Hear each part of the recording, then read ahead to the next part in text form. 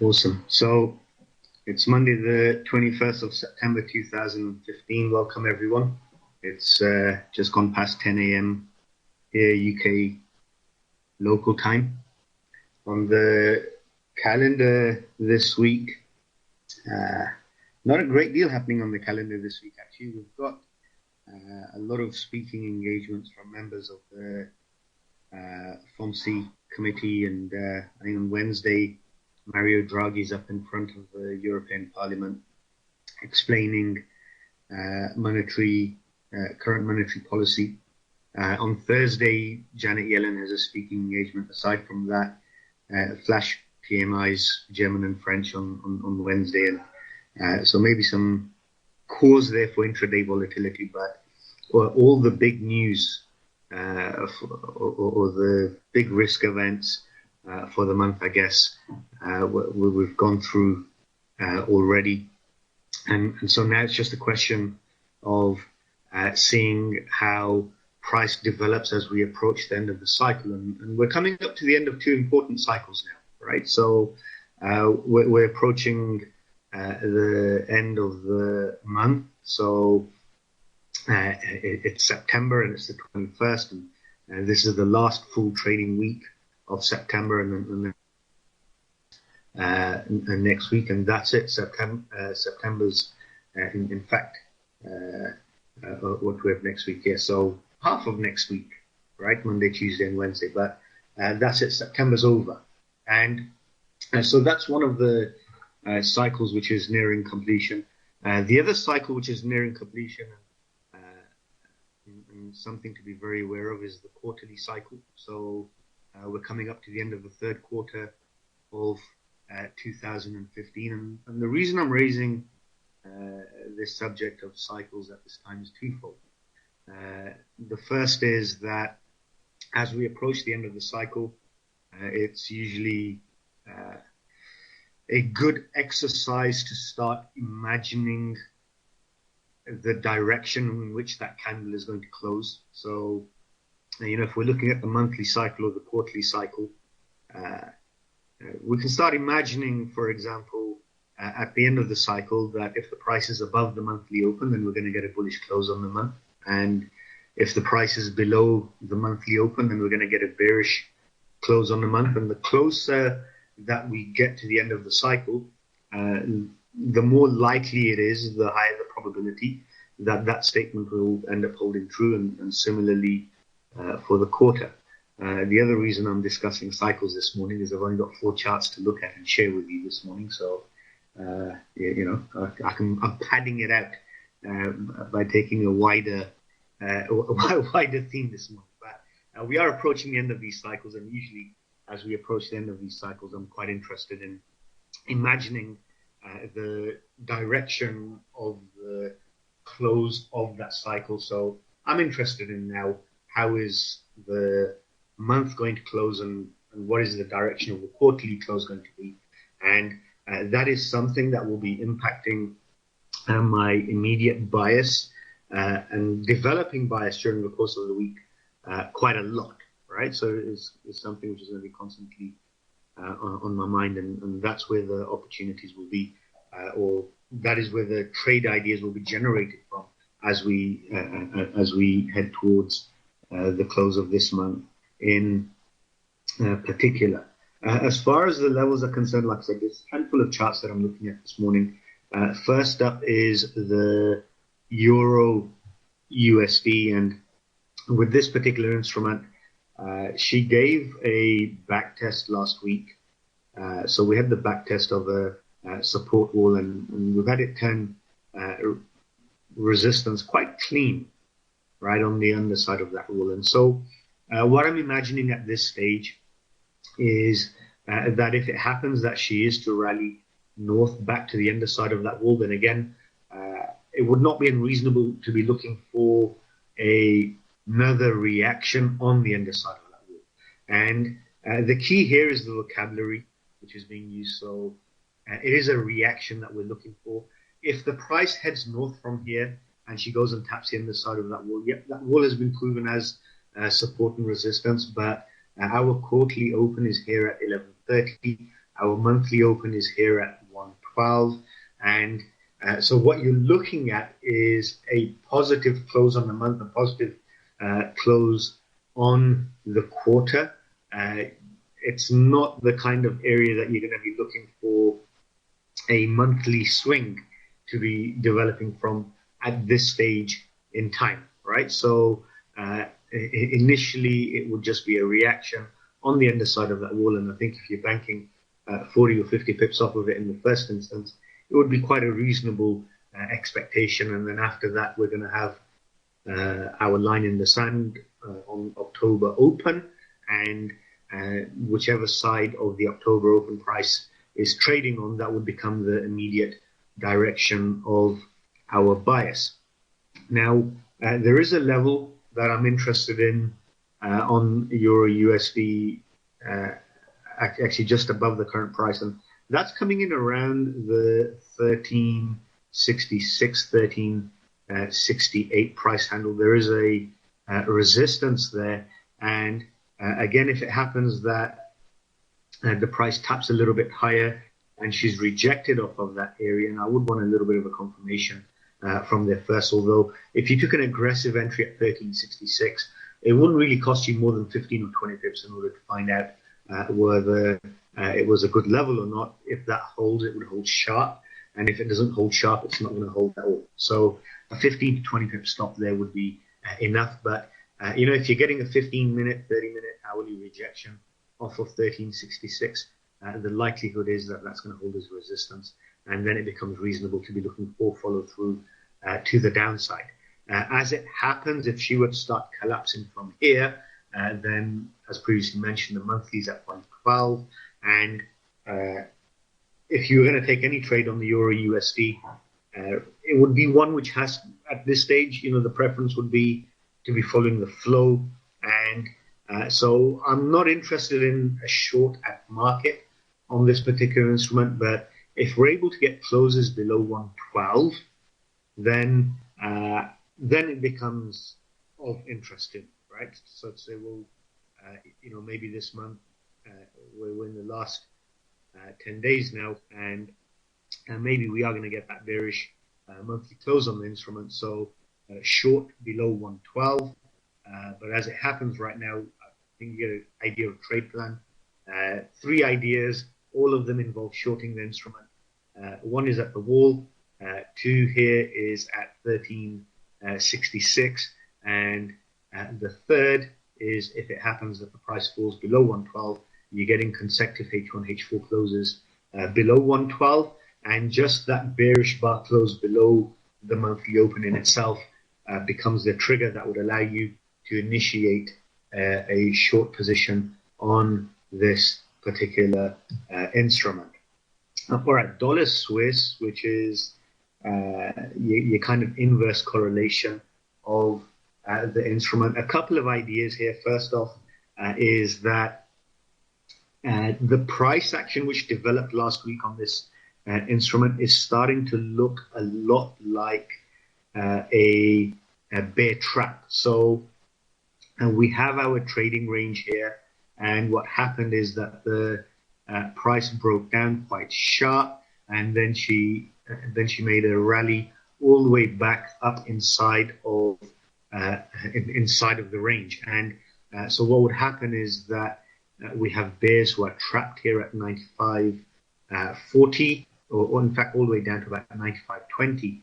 We have bears being trapped there, and so my expectation on the dollar Swiss is that if in fact this is going to be a pattern play and the bears are trapped there at around that 95 price handle, even if the price dips a little bit further down, any indication that she is breaking north, any support structure that we see being established here around this 97 price handle, that actually becomes a trigger to be buying and looking for the instrument to make its way higher and really punishing those people in the trap. So I'm looking for a long play on the dollar Swiss. I would consider the long to be valid provided we don't end up actually hitting that exact low,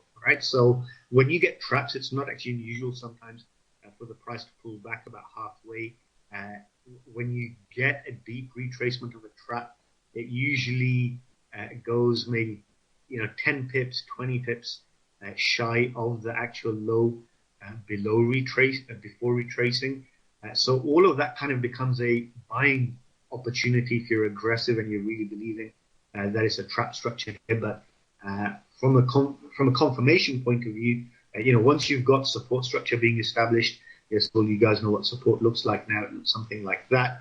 If you've got support structure being established, then that makes a fairly good confirmation, and it does look right now as though the dollar is still going to be in favor here on this instrument, and it'd be worth looking for a continuation to the upside.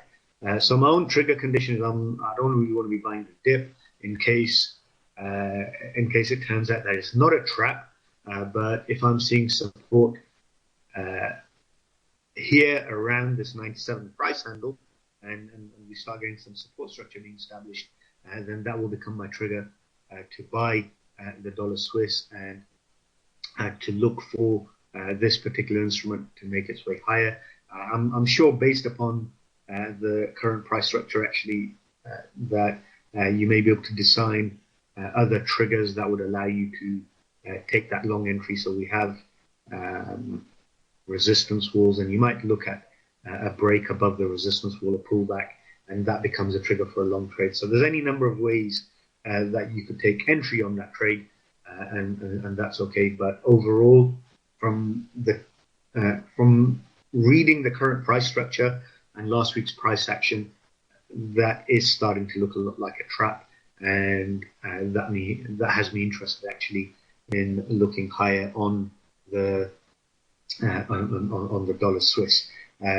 Maybe understanding dollar Swiss here explains why when we were looking at Euro USD, we had three ideas for shorting it: there, and then on a breakdown on the monthly flow. Right, so the reading on dollar Swiss right now is bullish, and we're looking for the price to actually make its way higher.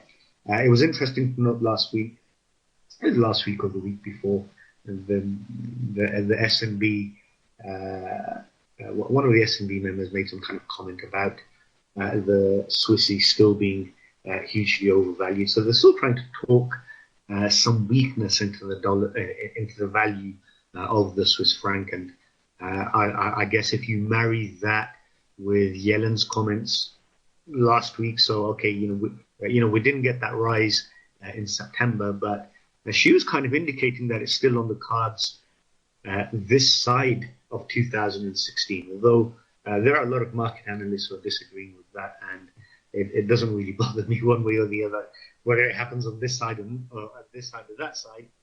But if we kind of marry that comment too, then October, it's not so. It would be unreasonable to do a rate rise just before Christmas, right? So October, that's not that far away. And a couple of months back, when she was giving testimony in front of the House committee, she was asked that would it happen at one of these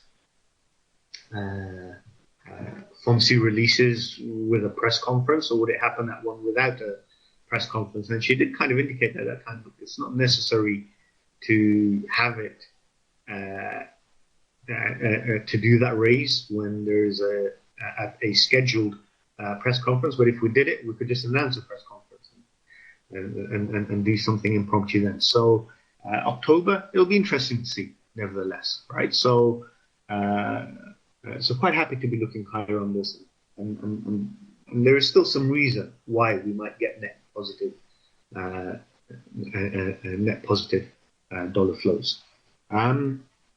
GBP USD. Okay, so a couple of walls I had marked on GBP USD, and I would say that this is looking short, right? So Um, Let me explain both walls. So that's the upper wall, and we have a support wall which is here, right? And that's just been breached to the downside, and I would be looking at that breach as a short trigger, right? So this is something to. There are a couple of ways that this would play out, right? So as a short trigger, you'd wait for the hourly close, and you trigger the short. Stop would have to be above above the wall, right? Or you'd look for a pullback and you'd look for a kiss and then a follow through to the downside. So that's if it's breaking down. If we see a stall here, and sometimes you get this kind of pattern completion on a support wall marked like that. So the price breaks down, comes and kisses, breaks again, makes support and ends up breaking back above. You get that overthrow and throwback, and that would allow you to trigger a long on GBP USD. Right, so there are a couple of plays here on this instrument. The first is the short play. That is something that looks as though it's triggering. I'm just going to go to the hourly time frame here. All right, so that's the short triggering. That would be on the hourly close. Your stop would have to be above 55.30. Right, so you have to be clean above the wall in order to chase that. Or you could wait for a parabolic pullback to the underside of the wall. It is a support wall. You'd be looking for the wall to turn resistance. And then the third scenario is that throwback against the wall. So we have three scenarios for this wall on GBP USD. To chase it, to look for the support to turn resistance on the wall, and the third is the throwback.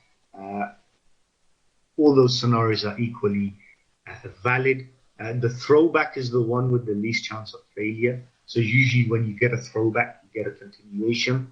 But it is worth, I think, chasing that short. And after chasing that short, if the short doesn't work out and the price ends up back above the wall, do your stop and reverse, go long. And I think there are some pips to be made here on this instrument still this week, looking for follow through in either direction. All right, so very much worth the effort here on GBP USD. All right, USD JPY.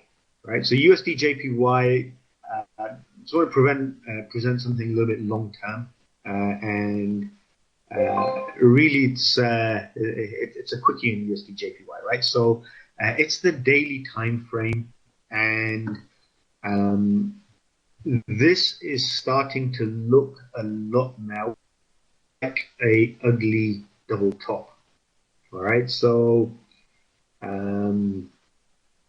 we've had the price give the consolidation a break, and then we've had something that looks almost impulsive, right, to the downside here. So it's quite a sharp fall. It was 700 odd pips, maybe more, and just give or take a few pips, but it was quite a sharp fall there, very fast, and that there is starting to look like a ugly double top. And so my expectation would be, and this is something that I'd be anticipating would play out over the coming weeks and maybe over months, it could take a little bit of time, is that, you know, if the price is pulling back and if she consolidates here, somewhere around the 23, 24 price handle, that to me would become cause to start laying on long-term short positions on the instrument, and after that would be doing a wave count, right? So we'd be saying, well, this is the first wave, this is the pullback, right? So we had the origin here, we have a low here, we're going to have higher low, lower high, I don't know what you call it, right? But that's your pullback wave, and then yeah, this one is definitely a lower low, right? So I always lose the count when I'm trying to do that, but a push back to 108, 107 is very much on the cards on USD JPY. You heard it here first, all right? Ugly double top, USD JPY. I think a stall is going to confirm that double top. So these rallies are likely to get sold into, but it could stall over a long time, right? And Once that stall completes, you're going to get a collapse, and we could easily be looking at USD JPY a couple of thousand pips lower than where she is right now.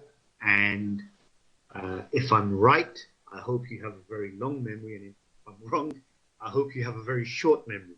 All right, but it's showing there's a pattern there, and the structure is there, and it just needs an element of confirmation.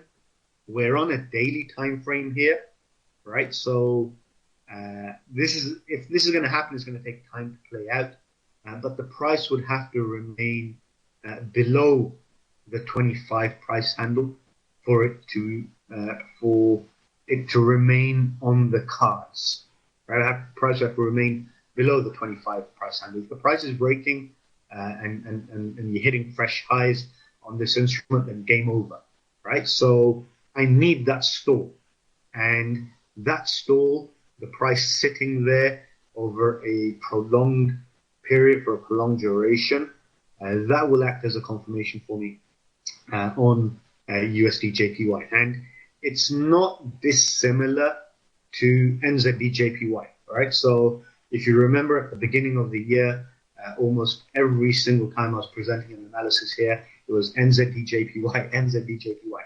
The structure is not dissimilar to that, and NZD JPY ended up collapsing a few thousand of pips, right? So, in fact, we'll just take a quick look at that, right? I'll show you NZD JPY. All right, so when we were looking at NZD JPY at the beginning of the year, and you might see the similarity. All right, there was what I described as the ugly double top, right? It's right here.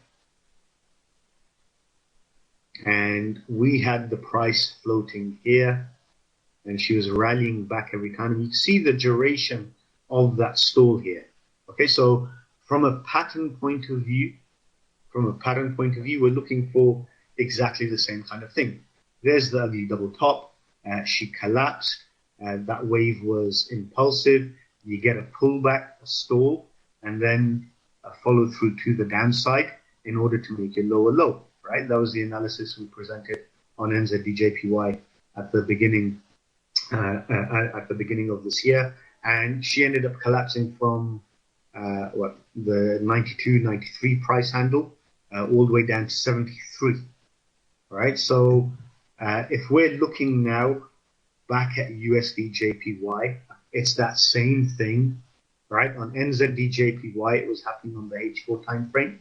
Here, it's the same thing, but it's kind of clean and more clearly visible on the on the daily time frame. Even on the H4, actually, it's quite cleanly visible. So that stall is what's going to act as the confirmation. If that's happening, there's going to be a lot of pips to be made. You just need to exercise patience, right? But monitor it over the long term, and if we get that stall, I think that there is a play there. All right, last one up this morning is Alexander. So JPY crosses will collapse. I don't know about JPY crosses, but USD JPY certainly is starting to look like that. We have a entry criteria there, or rather we have a confirmation criteria. So we want to see that stall, and it's that stall that will determine if in fact we've analyzed the pattern correctly, right? So if there's no stall, there's no pattern, and it's that stall which is going to act like a confirmation. But the pattern here is USD JPY, and so that is the instrument that we'll be looking to initiate the trade on, rather than yen crosses on a kind of general level. All right. I mean, you can see on NZD JPY, the instrument dropped 2,000 odd pips this year. Not so with USD JPY, right? So it's not necessary that you're going to get a correlation across all of the yen crosses at the same time. The pattern here is on USD JPY, and that is where I'll be looking for the pattern completion.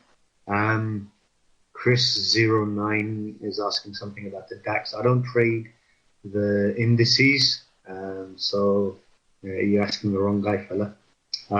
Okay, dollar Canadian. Right, so this is the last one up this morning is the dollar Canadian. I've been looking for a short on the dollar Canadian. I've been playing the instrument on the short side now, pretty much the whole of the month of September. I think I first tweeted dollar Canadian at the tail end of August or something, when she was hitting the underside of the wall, and I was contemplating that maybe there's a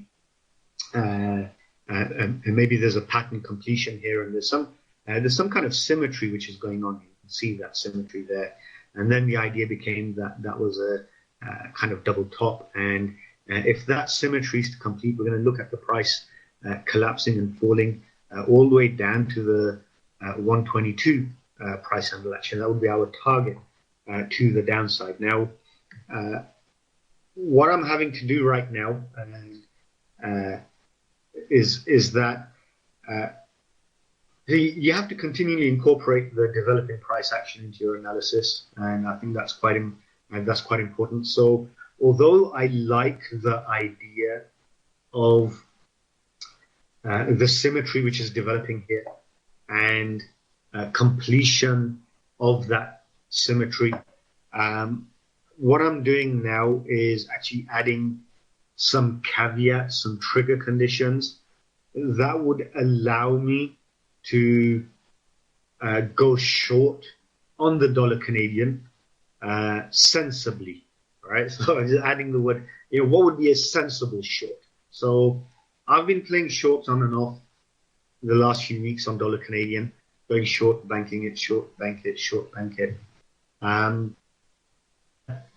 What if the pattern is not ready to complete yet? What if there's going to be another leg higher on this instrument before she actually breaks down, right? So that's being the consideration now. And the reason for that consideration is very similar to the structure that we've been looking at on dollar Swiss, which is that we had a trading range, and it is very possible that breakdown actually is a bear trap. And so what we're going to look at is a little pullback and then the instrument breaking higher, right? So a couple of things become important for me, all right? And I'm going to present analysis on both sides of the fence here for the dollar Canadian. So first up is I'm still good with the symmetry,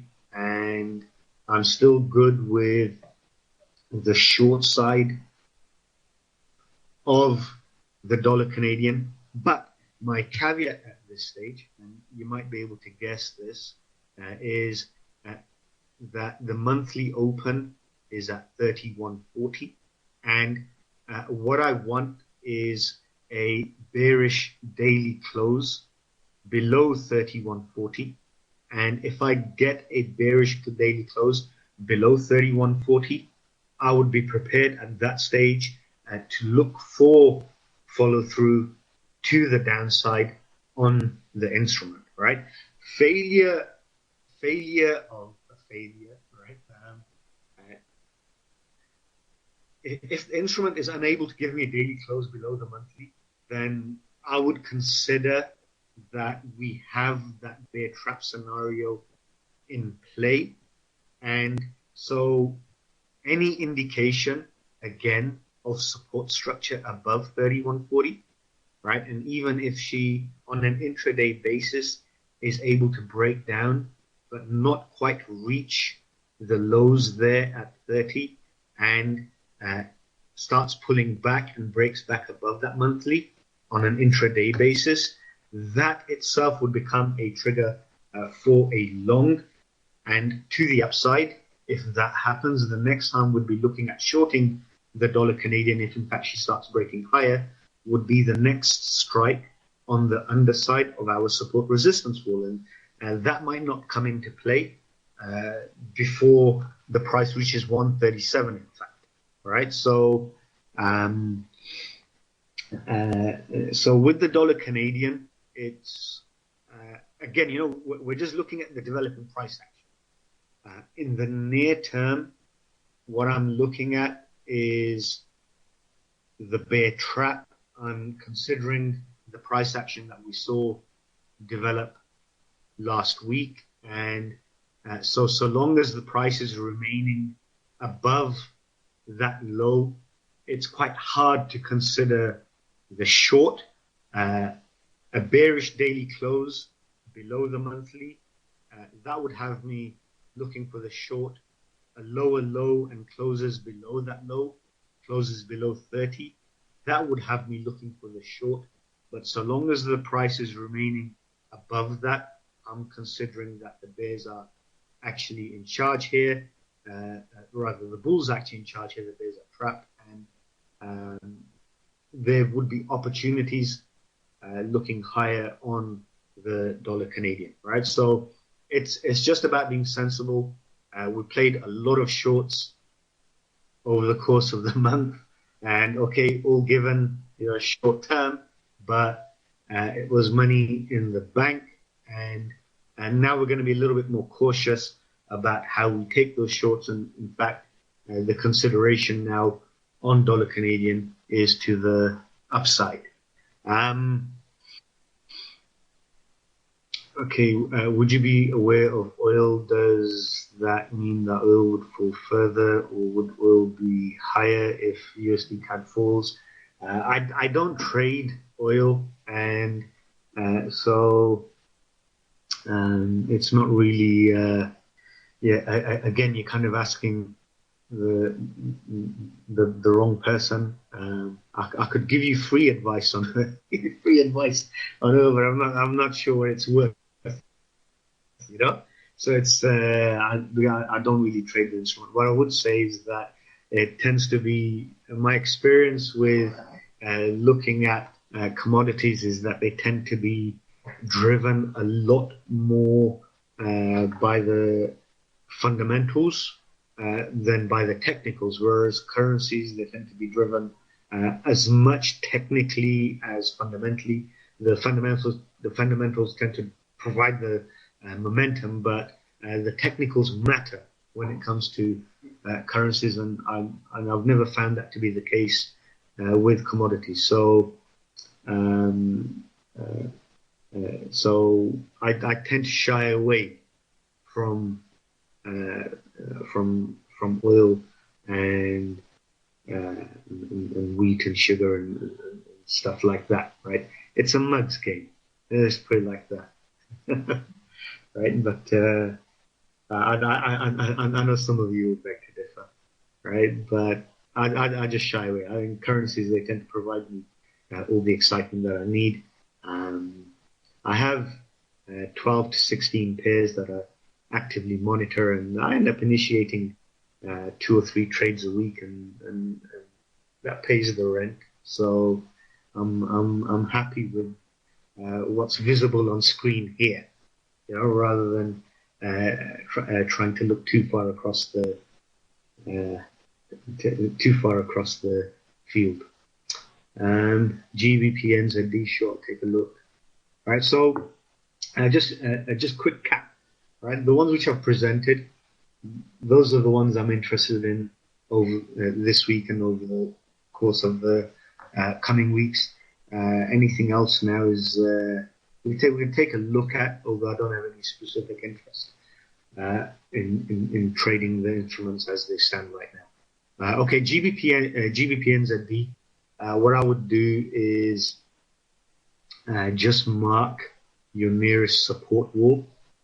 That comes in something like this, and so if there was going to be a technical trade, then the price would need to break down, and I would look to short the underside of the instrument on a retest. Right, so that's on a H4 time frame. I think that's good enough, and that wall looks significant enough. Right, so When it comes to choosing a trade, see, it's not, you have a couple of factors that you need to consider. There are two factors that you need to consider, right? So one is what would be your immediate bias, and two is what would be the risk for you to get involved, right? What would be the immediate bias? What would be the risk to get involved? Now, what's important to realize is that the immediate bias does not always translate into the best trade. The best trade would be the one that gives you the smallest risk definition.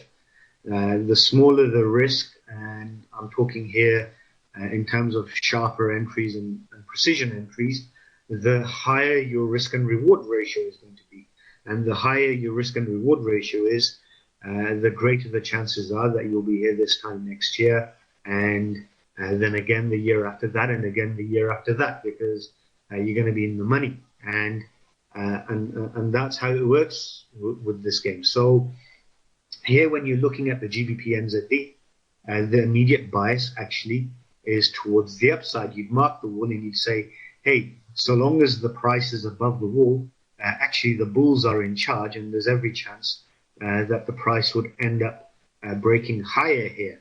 But what would be the cost of getting involved? The cost of getting involved in that trade right now would be the best part of maybe 200 odd pips, certainly the distance down to that wall.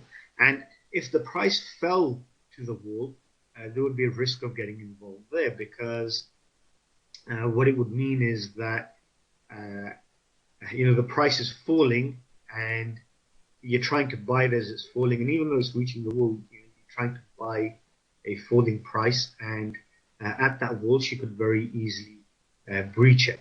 If she does breach it and she pulls back, at minimum you're going to get a reaction, right? And that becomes then a technical play, right? So it's not just bias, but it's a technical play. You'd expect at minimum some element of a reaction, and a sharp reaction at that.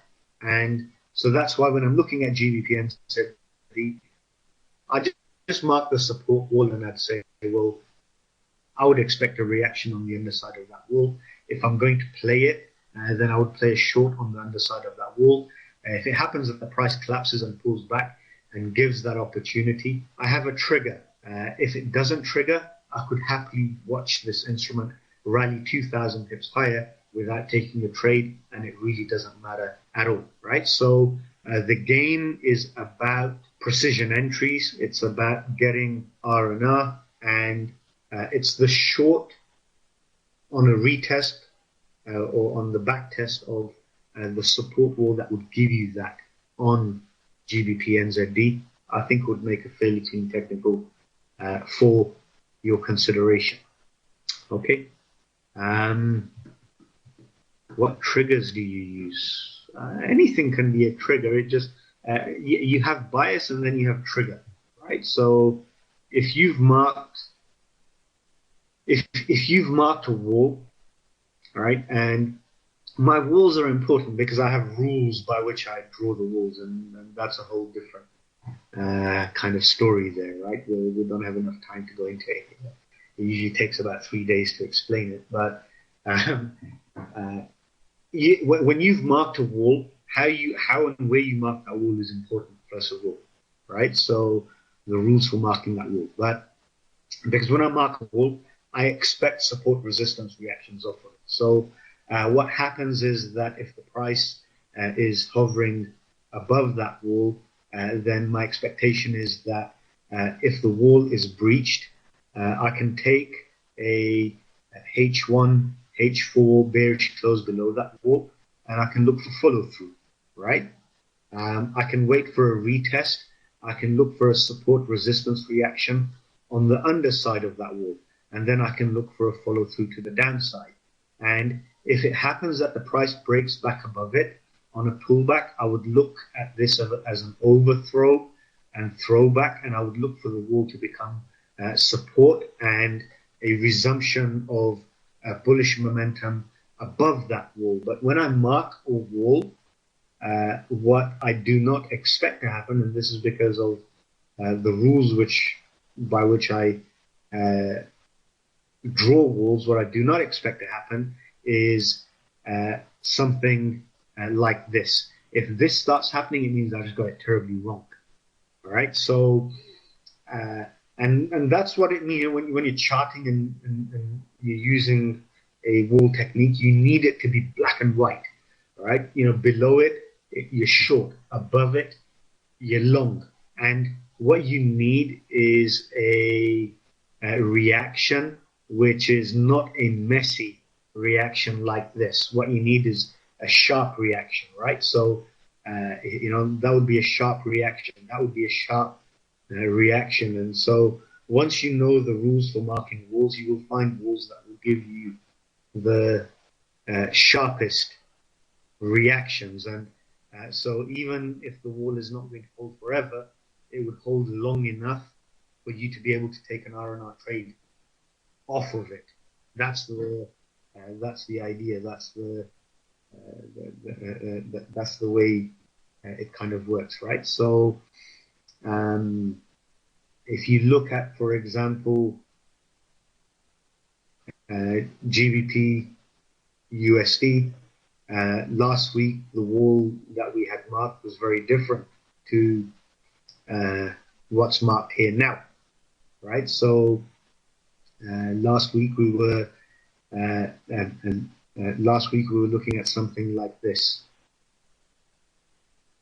I've lost my wall now.